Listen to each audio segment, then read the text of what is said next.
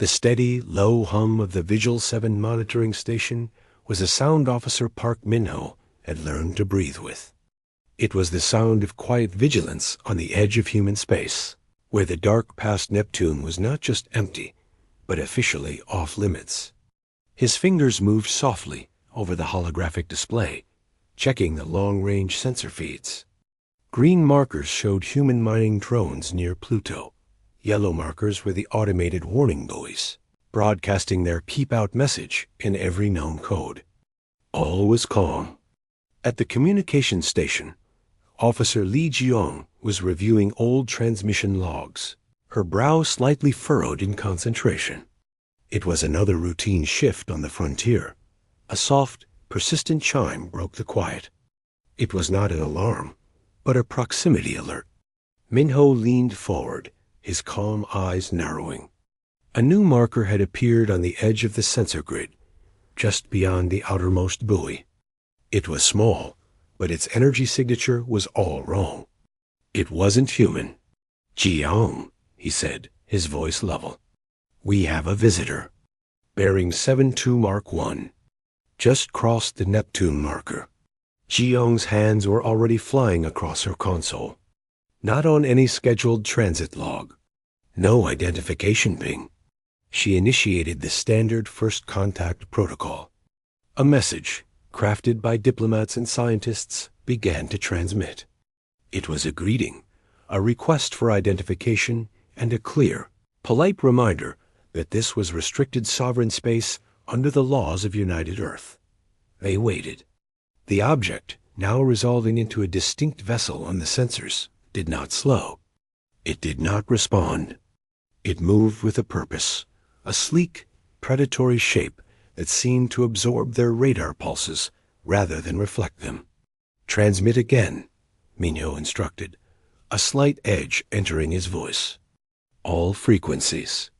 Add the visual warning glyphs." Jiang sent the message again. The only answer was the ship's continued, unwavering path inward.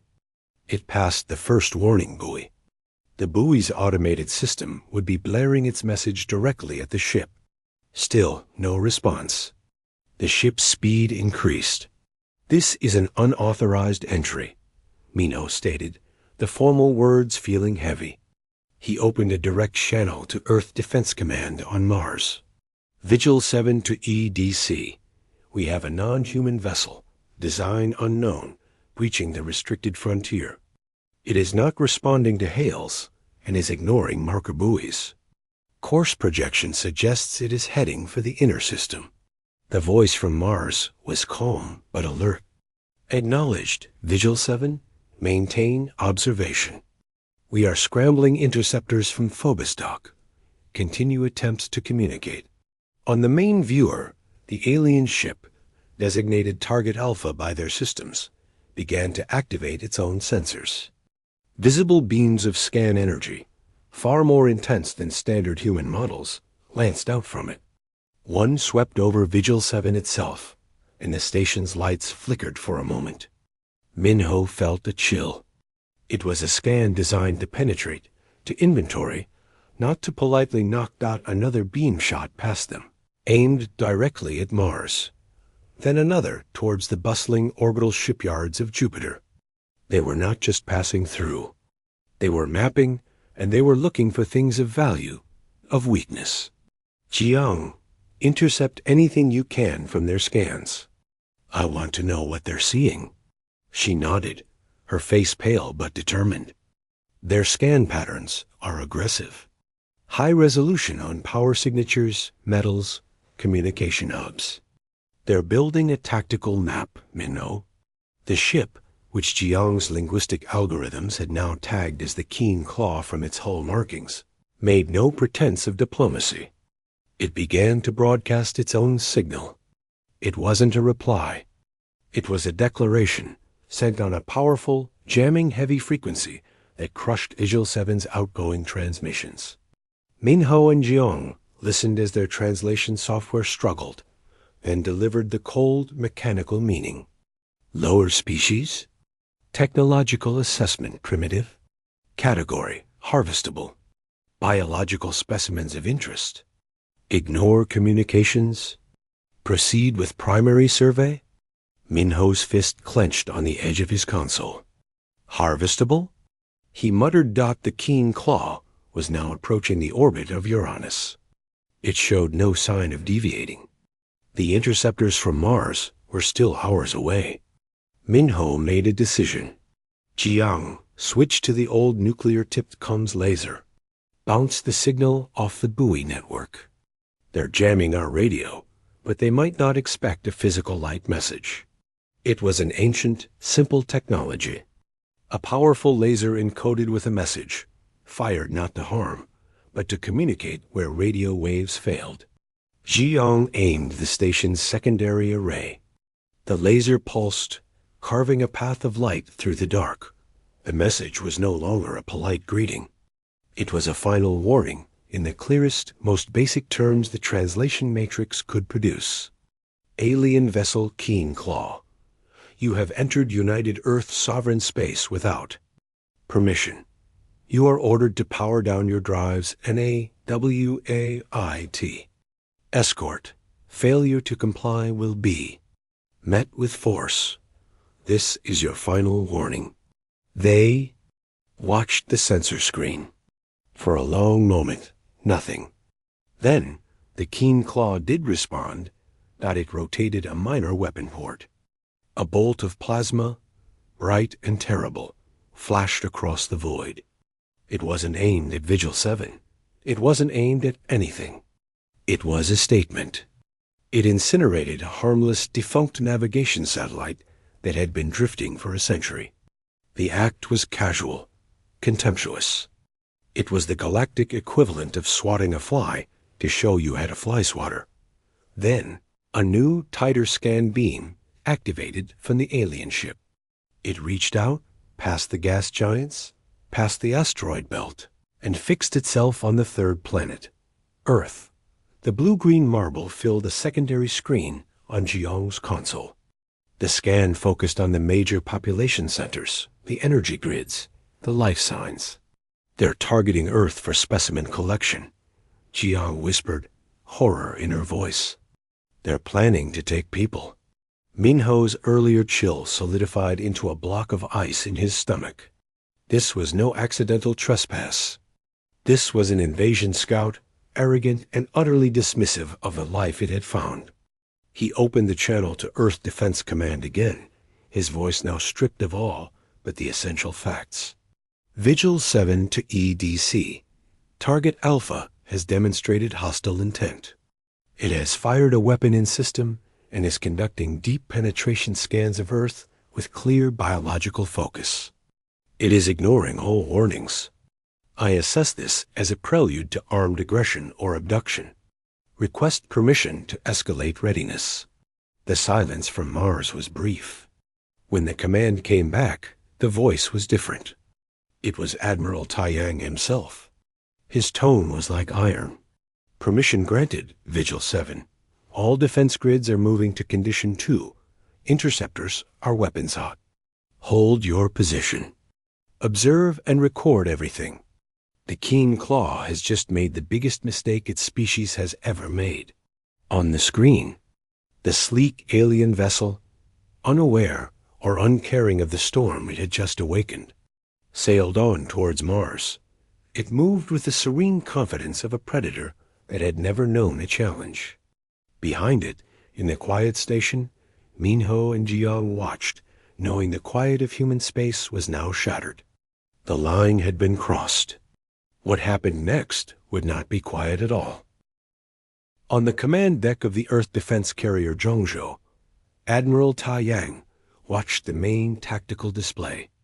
The red icon of the Keen Claw pulsed like an infected wound on the star chart. Data streams from Vigil 7 scrolled beside it. Weapon discharge, targeted Earth scans, the translated harvestable log. His face, lit by the cool glow of the screens, was a mask of controlled anger. He had seen bullies before, but never ones who traveled light years to pick a fight. The interceptors are in position. Admiral, his tactical officer reported. 3 Huarong class, led by Commander Hana. They are holding at the Mars orbital perimeter. Tai Yang gave a single, sharp nod. Open a channel to Commander Hana. Priority 1. The image of Commander Hana appeared on a side screen. She was in her flight harness, her helmet resting in her lap. Her eyes were calm, focused. Behind her, the cockpit of her interceptor was all functional lines and soft light. Commander, Tai Yang began, his voice carrying the weight of the situation. You have seen the data. Your orders are to intercept, to make one final, unambiguous attempt at communication, and to escort that vessel out of our space. If it resists escort, you are authorized to disable its engines. Use of lethal force is not yet authorized. This is a police action, not a war. Make them understand the difference. Hannah's reply was crisp. Understood, sir. One warning. Then we bring them to a stop. She didn't smile. This was not a job for pride, but for precision. The channel closed. On the bridge of the Keen Claw, the atmosphere was one of bored superiority. Commander Cathar of the Terrelian Concorde watched the 3 small human vessels approach on his own display. They were boxy, inelegant things, their engines throwing out a crude signature. He let out a low hiss, a sound of amusement to his crew. Look at them, he rasped, his long fingers gesturing dismissively. They buzz like insects. They think their little toys can threaten a claw of the Concorde? He had done this 7 times before. The pattern was always the same. The native species would send ships, make demands, fire a few pathetic warning shots. Then the Keen Claw would demonstrate real power, and the species would either submit or be shattered. These humans would be no different. Their world was rich in biological diversity. A fine prize. They are hailing us again, Commander, his communications officer reported. The translation software making the human language sound even more grating. Ignore it. Activate the jamming field. Increase scan depth on the 3rd planet's major neural energy clusters. I want to see their herd patterns. The 3 human interceptors formed a loose triangle around the Keen Claw, matching its speed. Hana's voice, transmitted on a tight laser beam to avoid jamming, echoed in the alien ship's command space. Unidentified vessel Keen Claw. This is Commander Hana of United Earth. You are in violation of sovereign space. You will kill your drive immediately and prepare to be boarded for inspection. This is your only chance to avoid conflict. Cathar sneered. Neural energy patterns show elevated stress in their speech. They are afraid. Fire a warning shot. Disable the one on the left. Let them see what conflict with us brings. A secondary plasma cannon on the Keen Claw swiveled. It was not the main weapon. It was a tool for making a point. It fired. Onboard Interceptor 2, Pilot Officer Kim Dae-yun was running a sensor diagnostic. Commander, their power systems are spiking. I think they're... The world turned white and sound roared. A bolt of searing green plasma grazed his ship's primary engine nacelle. It didn't penetrate the armor, but the electromagnetic pulse and concussive force were devastating. Alerts screamed through his cockpit. Engine 1 failed. Engine 2 was struggling. His artificial gravity flickered off, then on, throwing him against his restraints. A sharp pain shot through his shoulder. The lights dimmed to a red emergency glow. Interceptor 2 is hit. Dae-yun, report. Hana's voice was sharp in his ear. Engine damage.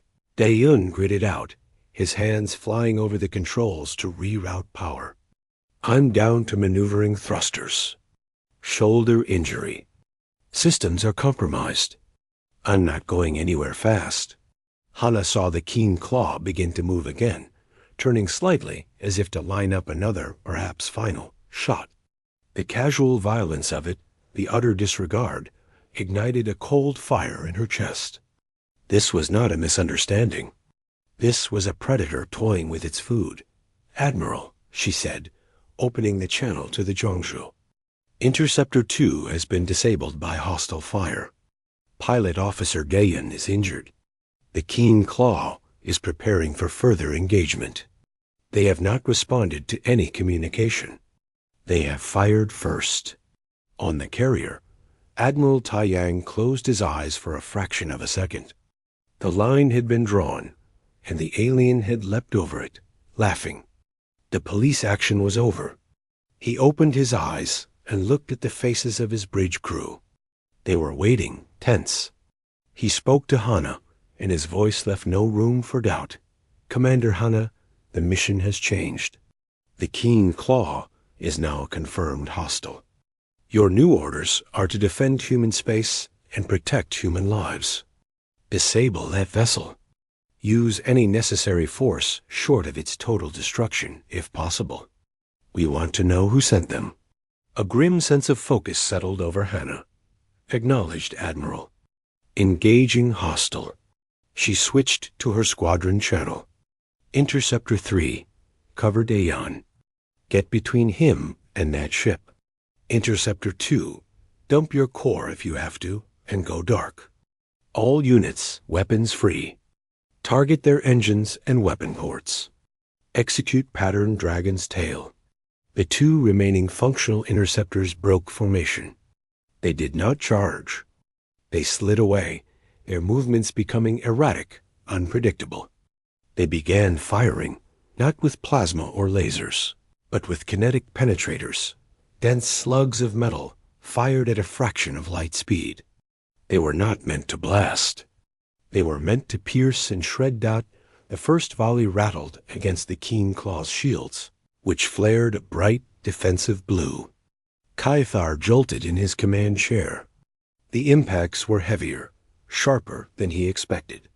Return fire. Destroy them. But the human ships were no longer where his targeting systems predicted. They used the debris field of old Mars missions, the gravity shadow of the planet itself. They fired and moved, never pausing. A kinetic round slipped through a low-power moment in the shields and tore a long, jagged gash along the Keen Claw's lower hull. An alarm sounded. "Hull breach in Sector 7. Minor atmospheric loss." A Turelian officer called out, his voice tinged with the first hint of something other than boredom.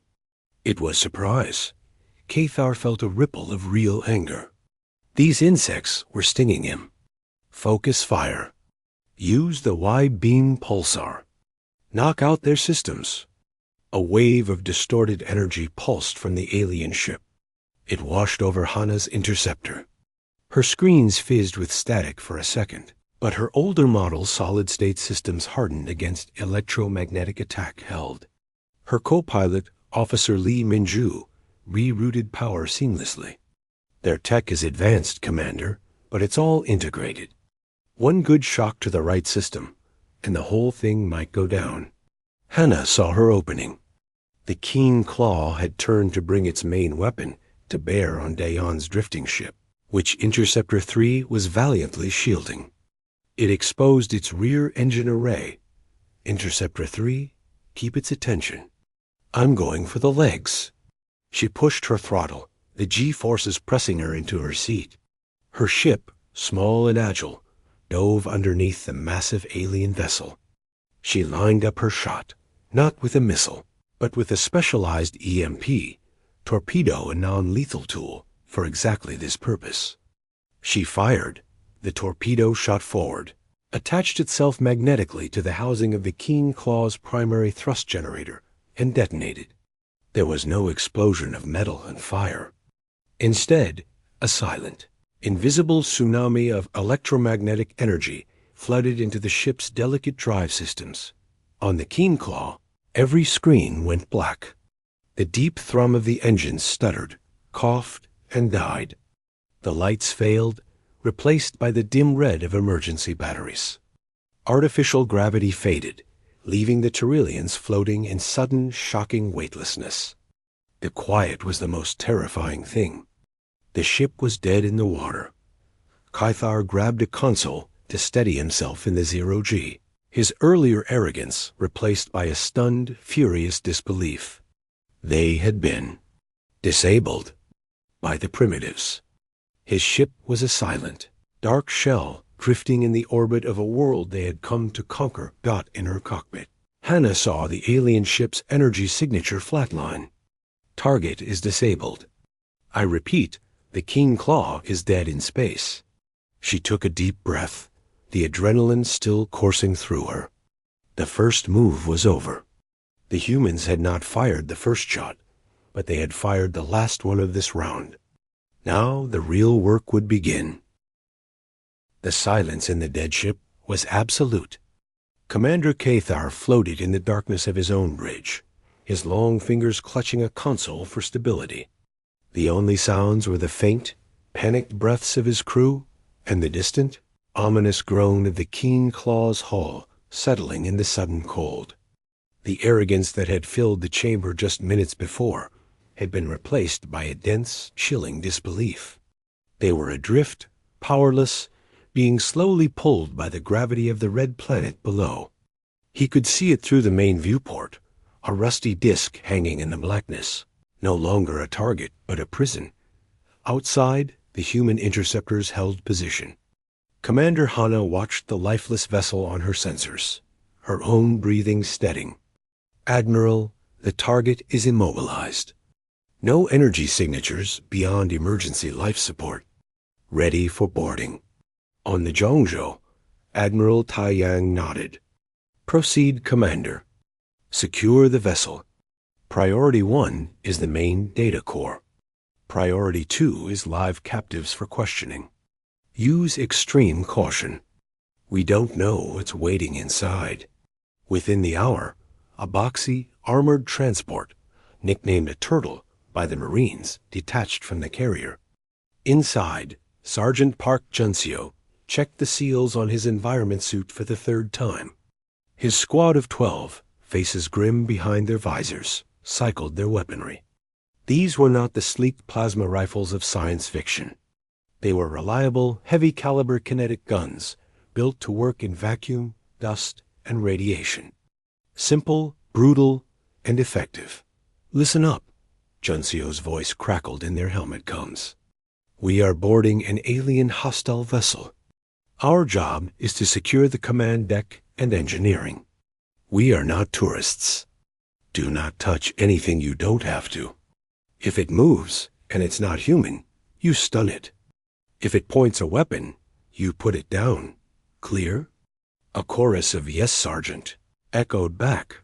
The Turtle connected to the gash Hana's kinetic round had torn in the King Claw's hull. With a shudder and a hiss of equalizing pressure, the hatch opened to darkness. Junseo went first, his helmet light cutting a beam through the swirling dust and frozen air particles. The interior was strange walls of a smooth, organic-looking material, corridors that curved in odd places. But it was also familiar in its function. A ship built by beings who walked and used tools. They moved in a tight, practiced formation. The darkness was complete, their lights creating islands of visibility in a sea of black. They found the first Tyrellians in a secondary control room. 4 of them, tall and slender with gray, smooth skin and large black eyes, were frantically trying to activate a wall console. They turned as the Marines entered, their expressions unreadable to human eyes, but their body language screaming panic. Do not move, Junseo commanded, his weapon raised. The translation device on his belt emitted a series of clicks and tones. One of the Tyrellians made a sudden gesture towards a hidden panel. Private Choi Subin was faster. A loud crack filled the corridor as a non-lethal electropulse round hit the alien in the chest. It convulsed and slumped to the deck unconscious. The others froze, their long arms rising slowly. Secure them, Junseo ordered. 2 Marines moved in with polymer restraint cuffs. The Tyrellians offered no further resistance, but their large eyes watched the humans with a mixture of fear and a lingering, simmering contempt. The path to the main bridge was marked by sealed bulkhead doors. Their systems were dead, but their mechanical locks were simple enough for the Marines' breaching charges. Each explosion was a thunderclap in the silent ship, echoing down the dark halls. When they finally blew the door to the command deck, they found Commander Cathar waiting. He stood in the center of the room, having anchored himself to the deck with magnetic boots. He held no weapon. His posture was an attempt at dignity, but Juncio could see the slight tremor in his long hands. "You are the leader of this." "Intrusion?" Juncio asked, his voice flat through the translator. Cathar drew himself up. "I am Commander Cathar of the Turelian Concord 1st Survey Fleet. You have attacked a Concord vessel. This is an act of war. Your species will be eradicated for this." Juncio took a step forward, his armored form imposing in the small space. "You entered our home. You injured one of our pilots. You were scanning our cities to take people. You do not get to speak of war. You started it." He gestured to a Marine, Corporal Kim Yuna, a tech specialist. "Find the main data core. Rip it out." Yuna moved to the central console. Her tools were not for delicate alien interfaces. They were a soldier's kit.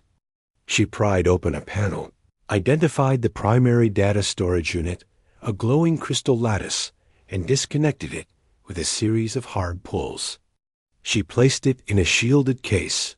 "You are fools," Cathar hissed, his composure breaking. "You think this is a victory? You have no concept of what awaits you. The Concord has pacified 7 systems.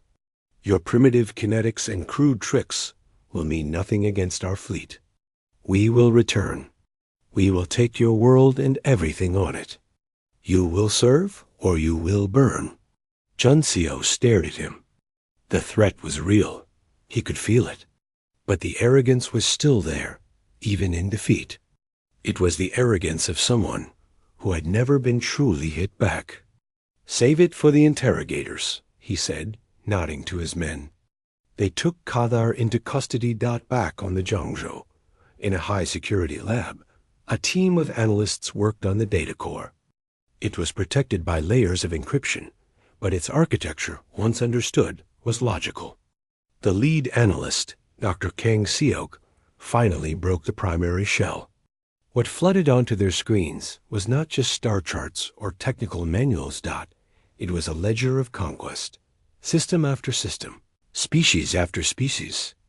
The files showed the same pattern: a survey by a ship like the Keen Claw, a demonstration of force, and then either rapid submission or orbital bombardment. The Turelians favored enslaving species with high dexterity for labor and taking biological specimens from worlds with rich ecosystems. Earth, labeled Site 8, had been marked with a high priority, flagged for specimen collection. But more important than the horrifying records were the navigational data. Star maps, fleet deployment schedules, defense grid schematics for Turelian core worlds. The location of their homeworld, a planet named Torol Prime, circled in bright, confident glyphs. The Keen Claw had carried not just arrogance, but the complete strategic blueprint of its empire. Believing no one could ever take it from them, that Admiral Taiyang stood behind Dr. Kong, watching the data scroll. His face was stone. "They have done this to 7 others, he said quietly. "Yes, sir," Kong replied, his voice tight with anger. "And we were next on the list." Taiyang turned and walked back to the command deck. He looked at the main viewer, where the dead Keen Claw was now being towed by tugs towards a high-orbit holding facility. He thought of Pilot Officer Dayan in the medical bay, his shoulder being mended. He thought of the scans targeting the cities of Earth. The Turelians saw a simple equation: show overwhelming force, and the prey submits. They did not understand a different equation, one born on the battlefields of human history. They did not understand that when you back a human into a corner, when you threaten their home, they do not just fight back. They learn where you live, and they make sure you can never do it again. He opened a channel to Earth, The faces of the United Earth Council appeared, anxious, waiting. "Madam Chair." "Members of the Council," Tai Yang began, his voice low and steady. "We have the crew in custody. We have their ship, and we have their entire playbook. The threat is not over. They will be back, and they will bring friends." He paused, letting the weight of his next words settle. "We have a choice. We can wait for them to come, or we can send a message they, and every other species out there, will understand. We have the address. I recommend we deliver it in person." The council chamber on Earth was not a place of shouts and arguments.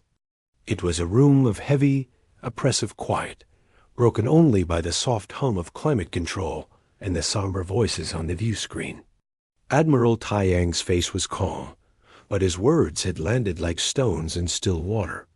He had shown them the data from the Keen Claw, the list of conquered worlds, the plans for Earth, the location of Tyrol Prime. Ambassador Lee Suman was the first to speak. Her voice was measured, the voice of a lifelong diplomat. "Admiral, we hear you. The threat is undeniable. But what you propose, it is not a defensive action. It is an attack on their home. It would make us no better than them. We should broadcast the evidence of their aggression to the galaxy. Let the other species they have victimized know the truth. There is power in truth." From his command deck, Tai Yang nodded slowly. "There is power in truth, Ambassador. And there is also power in fear. The Tyrellians understand fear. They trade in it. They do not understand shame or galactic opinion. They only understand force. If we broadcast our complaint, they will hear a weak creature whining before they crush it. They will come, and they will bring their fleet. The battle will be here, over our cities.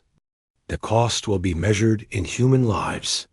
Another council member, an older man from the Pacific Federation, leaned forward. "And if we strike them first? What is the cost then? We become the monsters in the dark. We invite retaliation from every other species who sees us as a new, more dangerous Tyrellian concord." "We will not be monsters," Tai Yang replied, his gaze steady. "We will be surgeons. The data gives us their military nodes, orbital shipyards, defense platforms, command satellites. We do not target their cities. We do not target their people. We target their ability to make war. We remove their teeth, cleanly and from a distance. And then we broadcast our truth alongside the demonstration." The debate lasted for hours. Suman argued passionately for a moral high ground, for building alliances with the other oppressed species, using the data as a bargaining chip. Others spoke of the sheer risk, the untested nature of the quantum drive weaponry over such a distance. But with each passing minute, the cold logic of Tai Yang's position grew heavier. The Keen Claw had not come to talk. Its commander had spoken of eradication. Waiting felt less like prudence and more like suicide. Finally, the chairwoman of the council, a woman with tired eyes named Yuna, spoke. "Admiral Tai Yang, you are authorized to execute a precision military action against the Tyrellian Concord's strategic military assets, with the explicit prohibition against targeting population centers or planetary infrastructure. The objective is to neutralize their immediate offensive capability. Following this action, a full disclosure of our reasons, alongside the evidence of their aggression, will be transmitted galaxy-wide." She paused, her voice dropping. "Make it count, Admiral, and may history judge us kindly." The orders were given. Across the solar system, in a secret, airless base on the dark side of Earth's moon, silo doors slid open. What rose from them did not look like warships. They were sleek, needle-like projectiles, each the size of a small bus. They carried no explosive warheads. At their core was a quantum drive engine, a technology the Tyrellians had not even theorized, and a payload of hyperdense, smart kinetic rods, Their targeting data was fed directly from the Keen Claw's stolen core. The missiles did not need pilots or AI. They needed a destination. One was fed the coordinates of the primary Tyrellian fleet anchorage at the gas giant Kal Roth. Another received the orbital defense grid around Tyrell Prime. A third targeted the major shipyard complex in the neighboring system. In total, 12 missiles were launched. They vanished not in a blaze of rocket fire, but in a subtle shimmer of distorted space, slipping into a layer of reality where distance meant little. The journey, across hundreds of light years, took 72 human minutes. Around Tyrell Prime. It was a day like any other. The Concorde's might was on display. Hundreds of warships, from sleek scouts to hulking battle dreadnoughts, sat in orderly rows at the orbital docks, being refueled and repaired. Defense platforms, bristling with guns, turned in their slow, lazy orbits. Traffic from cargo haulers and passenger shuttles moved in dense streams. Below, the billions of Tyrellians on the homeworld went about their lives, secure in the absolute power of their empire. The concept of an attack here was not just unlikely. It was laughable. Their weapons were pointed outward, at the stars they owned. The first sign of trouble was a ripple in space itself, like a heat haze over a desert, directly above the main fleet anchorage. Before any alarm could sound, before any targeting system could wake up, 6 projectiles re-entered normal space. They did not slow down. They were already moving at a velocity that defied belief. They struck not the ships, but the docks themselves, the support structures, the fuel depots, the power distribution hubs. There was no fiery explosion. The impact was something else. The kinetic energy of a small asteroid, delivered with the precision of a scalpel, was converted instantly into pure, destructive force. The orbital docks didn't explode. They shattered. They came apart in a spectacular, silent bloom of fragmenting metal and frozen gas. Warships that had conquered worlds were crushed against their moorings or torn open by flying debris. A chain reaction of destruction rippled through the anchorage as fuel lines ruptured and secondary detonations ignited. Simultaneously, at the defense platforms, the same thing happened. A shimmer, a streak of motion too fast to track, and then the platform would simply disintegrate, its guns spinning off into the void. At the shipyards, the gantries and construction frames were turned into instant scrap. On the surface of Tyrell Prime, people looked up. They saw flashes of light in the sky, like silent lightning in the high atmosphere. They saw the familiar, comforting constellations of their orbital industry wink out, replaced by spreading clouds of glittering dust. On the human lunar base, the technicians monitored the final telemetry. All projectiles have reached terminal phase. Impact confirmed on all 12 primary targets. Signal degradation consistent with target destruction. Back in the Earth Council chamber, the news was received in silence. It was done. Admiral Taiyang now initiated the second part of the plan. Using the Tyrellian's own galactic communication network, a signal was broadcast. It was sent on every frequency in every translation protocol found in the Keen Claw's database. It was not a complex message. It began with the raw, unedited data, the Keen Claw's scan of Earth, its harvestable designation, its attack on Daon's interceptor, Commander Cathar's threats of eradication. It showed the 7 conquered species. It laid out the Tyrellian Concorde's brutal history for the entire galaxy to see. Then, the view shifted to Admiral Taiyang, standing on the bridge of the Zhongzhou. His expression was grave, his eyes looking directly into the feed, to the species of the galaxy. Humanity did not seek this conflict. A Tyrellian vessel entered our sovereign space without permission. It threatened our world. It injured our citizen. It ignored all warnings. We defended ourselves.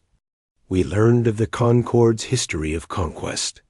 We saw that words would not protect us, or you. He paused, letting the silence stretch. So, we have acted. We have removed the Tyrellian Concord's ability to wage offensive war. We targeted only their military capacity. We have not harmed their homeworld. This is not conquest. This is a surgical removal of a threat. He leaned slightly forward, his face filling the screen across 1,000 worlds. Let this be understood.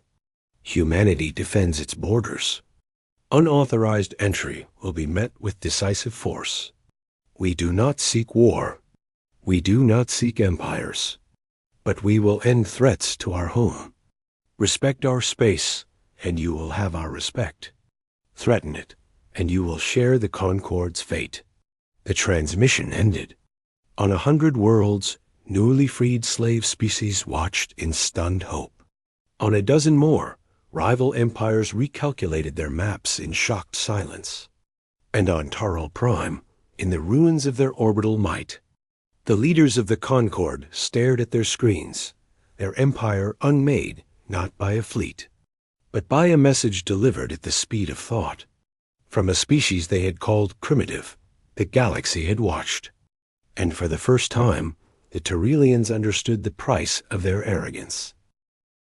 The silence in the galaxy did not last. It was filled with a storm of signals, a chaotic babble of fear, hope, anger, and calculation across 1,000 frequencies. On the monitoring station Vigil 7, officers Minho and Jiyoung watched it all scroll across their screens. The peaceful, empty quiet of their watch was gone forever, replaced by a dense tapestry of interstellar traffic. They were no longer just listening for trespassers. They were listening to the galaxy, having a very loud, very nervous conversation about humanity. Another delegation request, Jiyoung said, her voice soft with disbelief. That's the 4th today. The Viridians this time. Their message is respectful, very respectful. Minho nodded, his eyes on the long-range scans. The Tyrellian Concord was quiet.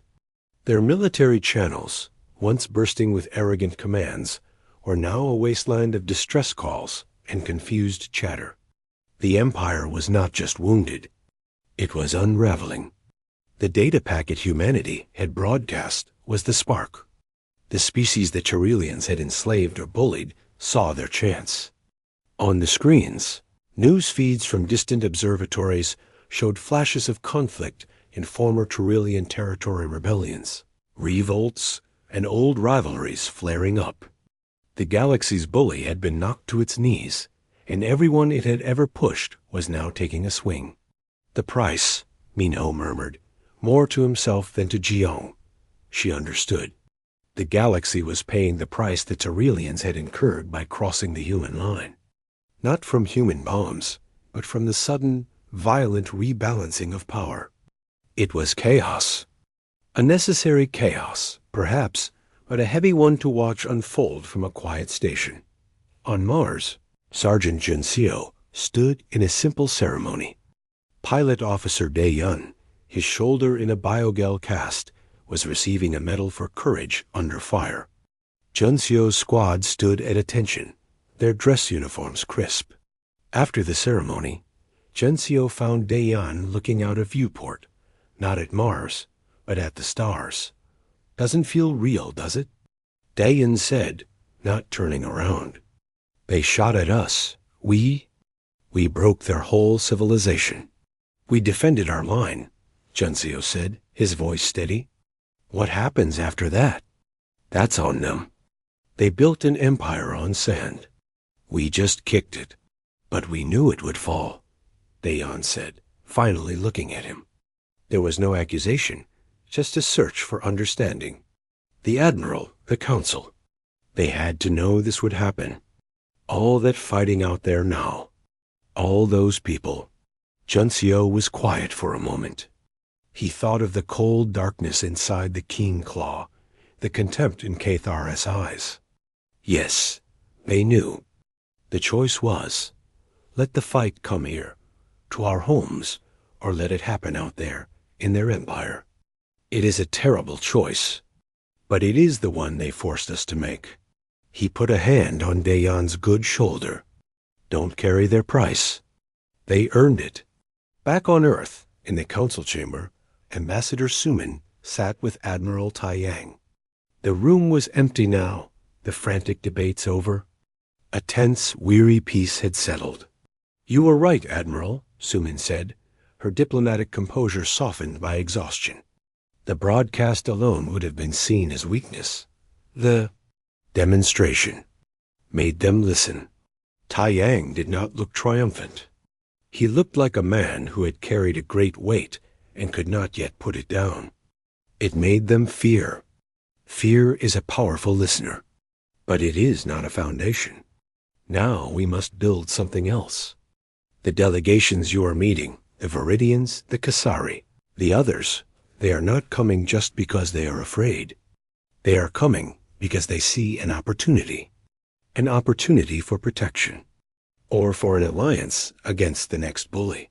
So we become the galaxy's police? Suman asked, a hint of her old concern returning. Taiyang shook his head. No, we become its example. We write a very simple, very clear treaty. One rule. The rule they violated. He gestured to a draft document on the table between them. The text was short. Suman read it aloud, her voice echoing slightly in the large room. Article 1. Respect for sovereign space. Any intentional, unauthorized entry into the defined territory of a signatory species will be considered an act of aggression. The offending species will be held solely responsible for all consequences that follow. It's not a threat, Taiyang said. It is a statement of fact. The Terrelians entered our space unauthorized. They are responsible for the consequences. The galaxy paid the price. Let this treaty be a reminder, so the price never has to be paid again. The first to sign were the broken, the newly freed. Their ambassadors, some still bearing marks of servitude, added their species glyph to the document with a solemn gratitude that was hard to watch. Then came the rivals of the old Concord, pragmatic and sharp-eyed, recognizing a new power and a useful principle. Each signature was a data point on a new galactic map, one not drawn by conquest, but by a shared, fearful understanding of a red line. Weeks later, Admiral Taiyang stood before the full United Earth Council for the final briefing. The star map behind him was no longer blank or marked with a single threat. It was alive with the symbols of the new signatories, a patchwork of alliances and neutral zones centered around a quiet blue-green star. The immediate threat is neutralized, Taiyang reported. The Terrelian Concord has ceased to exist as a cohesive political entity. Its remnants are fighting brushfire wars they cannot win. Our treaty, the Soul Accord, has been signed by 17 stellar nations. More are considering. Vigilance is still required. There will always be those who test boundaries. He paused, looking at the faces of the men and women who had made the terrible choice. We did not seek to be the galaxy's judge or its executioner. We only wanted to be left in peace. But when the keen claw crossed our line, it set in motion forces greater than itself. It taught the universe, through a very hard lesson, that humanity will be left in peace. He switched off the star map. The room was left in the plain, ordinary light of Earth. Let this be the last lesson of its kind, he said, his voice finally showing the weight of his years. Our message is sent. Our door is closed. Let us hope the galaxy is wise enough to just knock. On the edge of the quiet frontier, Minho and Jiang monitored the ongoing, bustling signals of a changed galaxy. A new, clean logged entry appeared on Jiang's screen. It was a request for a diplomatic approach vector from the Viridian delegation. It contained, very prominently, their newly issued Soul Accord signature code. Now they knock, Minho said. A faint, weary smile touching his lips for the first time in months. Jiang nodded, and with a tap of her finger, she sent the approved approach coordinates. It was no longer just a warning. It was an invitation. The price had been paid. A new, more cautious chapter had begun, under the simple, stark rule born from a single, unauthorized entry.